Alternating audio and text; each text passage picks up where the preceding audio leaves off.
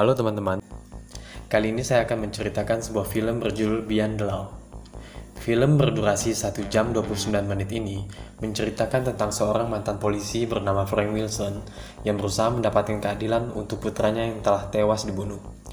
Frank yang menemukan banyak kejanggalan dalam penanganan kasus tersebut, pada akhirnya memutuskan untuk mencari dan mengadili pelaku dengan caranya sendiri. Beyond the Law merupakan film action thriller yang dirilis tahun 2019, di mana film ini disutradarai oleh James Calen-Bracek serta ditulis oleh Chad Sloan dan Johnny Martin Merters. Selain tokoh Frank yang diperankan oleh Johnny Messner, film ini juga dibintangi aktor ternama lainnya seperti Steven Seagal dan DMX. Sebelum menikmati alur cerita film Beyond the Law ini, jangan lupa untuk menekan tombol lonceng agar tidak ketinggalan menonton alur cerita film terbaik lainnya. Tanpa berpanjang lebar lagi, langsung saja kita nikmati alur cerita film Beyond the Law berikut. Suatu malam, diperlihatkan seorang anak laki-laki bernama Chance Wilson yang diusir oleh penjaga bar. Saat kembali ke apartemen, Chance telah ditunggu oleh Desmond Packard dan seorang anak buahnya. Desmond merupakan anak seorang mafia bernama Agustino Van Adair. Desmond datang untuk mengambil kembali uang hasil rampokan yang telah ia titipkan kepada Chance. Chance yang tidak mengetahui uang tersebut telah hilang, akhirnya dipukuli sampai babak belur, dan dengan menggunakan pistol, Desmond membunuhnya. Kasus pembunuhan tersebut ditangani oleh seorang detektif polisi bernama Munch. Kemudian mendatangi kediaman Frank Wilson dan membawa Frank ke kota untuk melihat jasad anaknya. Di sini diketahui pula bahwa Frank adalah seorang mantan polisi. Berlanjut di pemakaman, saat pelayat lainnya telah pergi, Frank menghampiri seorang wanita muda yang masih berada di pemakaman tersebut. Frank kemudian bertanya, "Kau kenal anakku, Chance?" Wanita itu mengatakan bahwa ia belum lama mengenal Chance, namun dia adalah orang yang pertama mengetahui kematian Chance. Wanita tersebut adalah Charlotte, yang bekerja di sebuah kasino di mana Chance biasa bermain judi. Berpindah kepada Agustino Van Adair, yang baru saja memperoleh berita tentang kematian Chance dari anak buahnya. Vin sangat menyayangkan kejadian tersebut, dikarenakan Chance merupakan orang yang ia juga pekerjakan selama ini. Di sini, Vin belum mengetahui jika pelaku pembunuhan itu adalah anaknya sendiri. Frank yang telah bersiap pergi ke kota kemudian menghampiri Willy untuk meminjam mobil sahabatnya tersebut. Setibanya di kota, Frank menuju apartemen dan menyewa kamar yang selama ini ditempati anaknya. Di kamar itu, Frank melihat foto anak dan istrinya. Seketika itu pula Frank dibawa flashback ke masa lalu di mana ia mencoba mencegah Chance merantau ke kota. Larangan Frank pun tidak diindahkan oleh Chance. Sejak itulah ayah dan anak tersebut tidak bertegur sapa. Adegan berpindah kembali ke waktu saat ini, di mana Frank telah menunggu kedatangan seorang wanita yang sudah lama ia kenal. Wanita tersebut adalah Ashley Millett, yang merupakan seorang pengacara di kota itu. Di sini, Frank sedikit curhat tentang kehidupannya beberapa tahun belakangan. Frank juga meminta bantuan Millett, yang memiliki beberapa kenalan di kantor kejaksaan, untuk menggali informasi terkait kasus pembunuhan anaknya. Sekembalinya ke apartemen, Frank yang sedang mencuci tangan kemudian menemukan HP milik Chance. Menggunakan HP tersebut, Frank kemudian menelpon seorang yang terakhir menghubungi anaknya saat malam pembunuhan, yaitu Desmond. Saat Frank memperkenalkan diri sebagai ayahnya Chance, Desmond kemudian menutup teleponnya. Dari situ, Frank pun terlihat menyadari ada sesuatu yang mencurigakan. Scene berlanjut saat Frank mengunjungi sebuah kasino tempat di mana Charlotte bekerja. Charlotte yang melihat kedatangan Frank pun kemudian menghampirinya. Di situ Charlotte mengungkapkan bahwa Chance selalu menghabiskan uang dalam jumlah besar untuk berjudi. Walaupun demikian, ia tidak mengetahui dari mana Chance memperoleh uang sebanyak itu. Ketika ditanya perihal hubungan antara Chance dan Desmond, Charlotte rupanya tidak mengetahui hal tersebut. Kemudian saat hendak keluar dari kasino, Frank tidak sengaja bertemu seorang pelayan yang sudah lama mengenalnya. Dari pelayan tersebut, Frank mendapat banyak informasi tentang Desmond Packard. Menggunakan lencana polisi, Frank dengan mudah dapat menemui Desmond yang sedang berpesta bersama teman-temannya di sebuah bar. Kemudian Frank mengajak Desmond untuk berbicara empat mata dengannya di luar bar. Saat itu, Desmond tak mengetahui bahwa orang yang berhadapan dengannya tersebut adalah Chance. Setelah berada di luar bar, Frank bertanya kepada Desmond, "Apakah kau yang membunuh anakku?" Desmond menyangkal hal tersebut dan mengancam akan melukai bahkan membunuh Frank sambil menunjukkan pistol yang berada di pinggangnya. Merasa kesal, Frank kemudian merebut dan memukul wajah Desmond dengan pistol tersebut hingga mengeluarkan darah. Keesokan harinya, Frank pergi menemui detektif Munz dan memintanya mencocokkan pistol yang ia rebut dari Desmond dengan peluru yang telah digunakan untuk merenggut nyawa anaknya. Meskipun tampak gusar dengan apa yang telah dilakukan Frank, Munz tetap menerima pistol tersebut. Setelah itu, Munz diminta Frank untuk melakukan uji balistik. Sebaliknya, Munz membawa pistol tersebut kepada Desmond untuk mendapatkan sejumlah uang.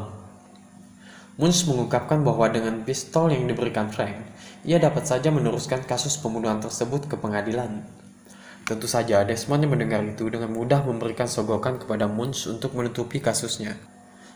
Tidak sampai di situ saja. Dengan tanpa basa-basi lagi, Munz meminta tambahan uang untuk informasi keberadaan Frank. Adegan pun berpindah kepada Frank yang membuntuti Charlotte setelah mendapat informasi tentang rencana Charlotte untuk membeli narkoba dalam jumlah banyak. Charlotte yang merasa terkejut dan tampak ketakutan dengan kehadiran Frank, kemudian mengungkapkan rasa bersalahnya karena telah mencuri uang dari Chance, sehingga menyebabkan Chance harus dibunuh oleh Desmond. Setelah mendengar pengakuan tersebut, Frank menyarankan agar Charlotte segera meninggalkan kota tersebut. Di lain tempat, Finn yang baru saja mendapat kabar dari Munz langsung memberi teguran keras kepada Desmond atas tindakan bodohnya yang telah membunuh Chance. Finn mengungkapkan bahwa ia sangat mengenal Frank Wilson dan tidak mau mati karena masalah yang dibuat oleh anaknya tersebut. Finn pun dengan tegas meminta Desmond tidak bertindak gegabah dan menganggap remeh Frank. Si Desmond yang angkuh dan keras kepala ini pun tetap melanjutkan niatnya untuk memburu Frank, di mana pada tengah malam ia beserta anak buahnya mendatangi kamar apartemen Frank. Mereka yang tidak menemukan keberadaan Frank dikejutkan dengan suara ledakan di luar apartemen. Mendengar suara tersebut, Desmond bersama anak buahnya segera keluar dan mendapati mobil yang mereka gunakan dalam keadaan terbakar. Hal tersebut tentu saja dilakukan oleh Frank. Selanjutnya diperlihatkan Frank yang kembali menemui Millet. Mereka berdua membahas kebohongan yang dilakukan Munz. Meskipun demikian, mereka masih belum mengetahui keterkaitan Munz dengan pembunuhan Chance. Kepada Millet, Frank menyatakan bahwa ia akan segera meninggalkan apartemen dan kembali ke rumahnya. Shin kemudian bergeser saat Desmond mendatangi dan mengancam Swilly untuk mengetahui keberadaan Frank. Sementara di tempat lain, 4 orang anak buahnya telah menuju rumah Frank yang berada di tepi danau. Mereka mengepung rumah Frank. 3 orang diantaranya perlahan masuk ke dalam rumah, dan 1 orang lagi menunggu di halaman belakang. Melihat Frank tidak ada di dalam, salah satu dari mereka kembali keluar meninggalkan kedua rekannya. Saat itu pula, Frank menembak dan mengambil senjata. Suara tembakan tersebut memancing 1 orang di antaranya menyusul keluar rumah.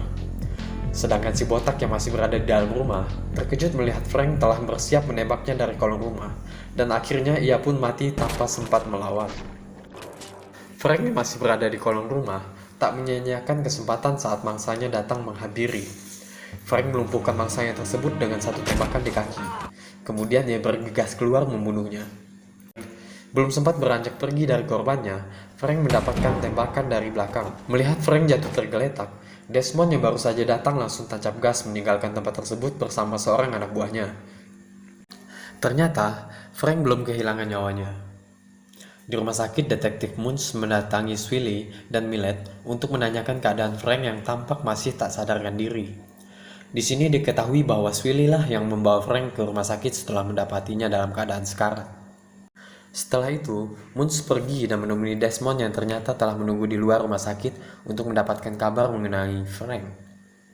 Di tempat lain, tanpa diketahui Desmond, seorang anak buahnya melakukan kesepakatan dengan seorang wanita yang ingin mengambil alih bisnis haram yang dikelola Finn. Swilly yang berada di rumahnya kembali didatangi Desmond, namun kali ini Desmond membunuhnya. Di saat yang sama, anak buah Desmond menghubungi detektif Moons dan mengirimkan sejumlah uang sebagai imbalan untuk segera menyingkirkan Frank. Finn yang telah mengetahui akan dikhianati, mendatangi anak buah Desmond tersebut dan menembaki mereka tanpa sedikit pun perlawanan.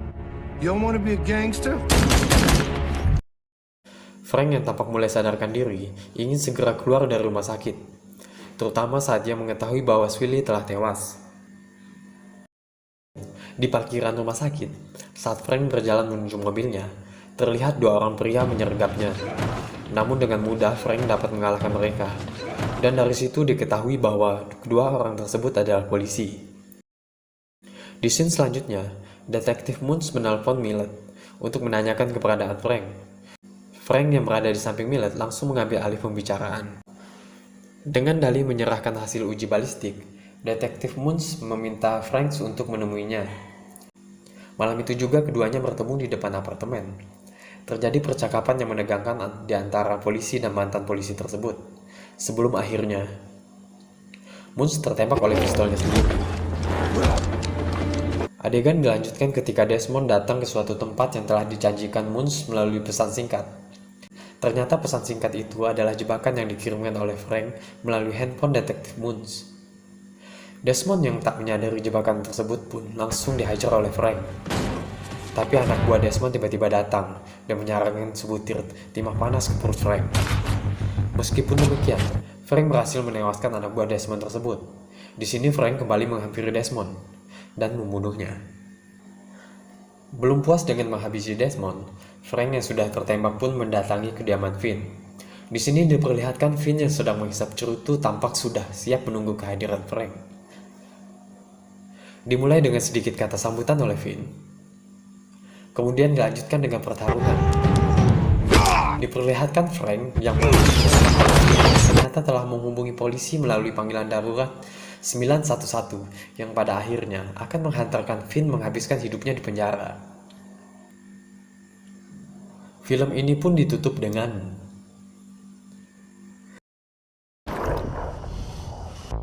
terima kasih untuk teman-teman yang telah menonton video ini sampai akhir. Dengan like, komen, dan share dari kalian, tentunya akan mendorong saya untuk terus menyuguhkan alur cerita film yang tak kalah serunya. Tetap sehat, sampai jumpa di video alur cerita film selanjutnya. Bye-bye.